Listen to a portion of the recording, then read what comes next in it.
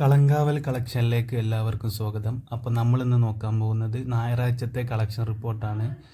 ഏകദേശം കേരളത്തിൽ നിന്നും 2 കോടിക്ക് മുകളിലാണ് മെഗാസ്റ്റാർ സിനിമ കളങ്കാവൽ ഇന്നലെ കളക്ഷൻ നേടിയിരിക്കുന്നത്. ഗംഭീര കളക്ഷനാണ് കേരളത്തിൽ നിന്നും നേടിയിരിക്കുന്നത്. ഇതോടുകൂടി ടോട്ടൽ 10 ദിവസത്തെ കേരള കളക്ഷൻ എന്ന് പറയുന്നത് 31 കോടി 80 ലക്ഷം രൂപയിലേക്ക് എത്തിയിരിക്കുന്നു മെഗാസ്റ്റാർ സിനിമ. ഈ സിനിമ എന്തായാലും കേരളത്തിൽ നിന്നും 50 കോടി കളക്ഷൻ നേടാൻ ഒരുപാട് സാധ്യതകളുണ്ട്.